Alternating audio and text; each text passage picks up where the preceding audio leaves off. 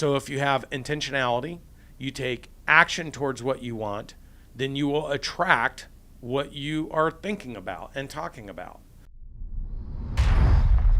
You know, what I just love this business because I get to meet people like you, 26 years old, $25 million business, caring about your team, being responsible about the financials, ingratiating yourself to a business owner that basically sold you the business and gave you working capital because he wanted to see you succeed. The humility you have with the success you have had, and the fact that you're aware enough that you need to surround yourself with people that can help you get to that 100 million, 125 million and beyond, and be able to say, you know what, I'm going all in. There's no compromise here. I'm going to make it happen, and I'm going to do it with the right team. That takes guts. And I'll be honest with you, most adults can't make those kind of decisions. They have not given themselves the confidence through the repeated actions, consistent actions of success. So they have such low confidence that they got to go talk to people. They got to ask them what they think. They got to pull, P-O-L-L. Oh, should I do it? I don't know if I should do it. They go to their wives. What do you think I ought to do? And the wives are thinking, well, shit, the last decision you made was a disaster, and you blame me for having an opinion. So, don't do anything. The easiest thing to tell somebody what to do is to do nothing. Right. And anybody who goes out and asks people, what do you think I ought to do? It's because it's already a red flag that you don't have the confidence to know what you do. So no one's going to tell you to do something that you don't even have the confidence to do. So it's almost stupid. It's self-proclaiming. I don't have the courage. I don't have the wisdom. I don't have the confidence.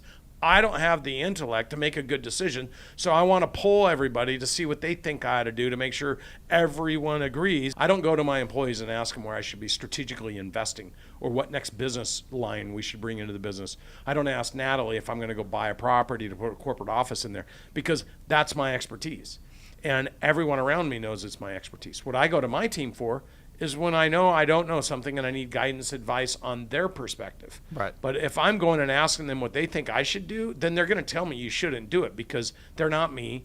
They don't want to be blamed for saying they should do something. It's just a way that people defer and deflect responsibility and accountability. And when I meet a dude like you at 26 and you're like, I'm going to own this shit, like I'm going to fucking own it.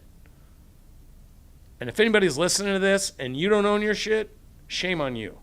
It's because you don't have the courage. And you don't trust yourself.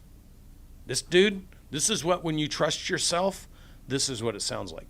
When someone you worked with trusts you in paying them over 30 years, that they're willing to sell you a $15 million business on a long-term note with working capital because they like you and they trust you that much and they want to see you succeed, that means you earned that.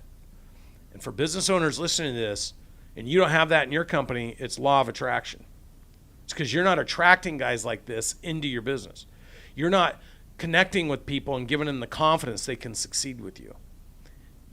That's what it takes if you're a business owner. So how does law of attraction happen? I'm going to give you the magic to law of attraction. Law of attraction happens with law of intention, then law of action, then you attract it. So it's actually 3 laws rolled up into one, which creates what I call an algorithm. Heuristic is one off.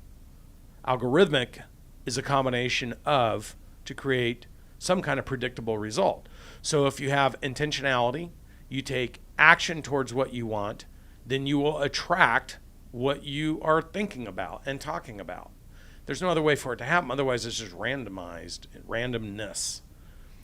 If you're interested in learning how to buy a business with no money down, and you want to learn how to do it, you just simply need to hit the link.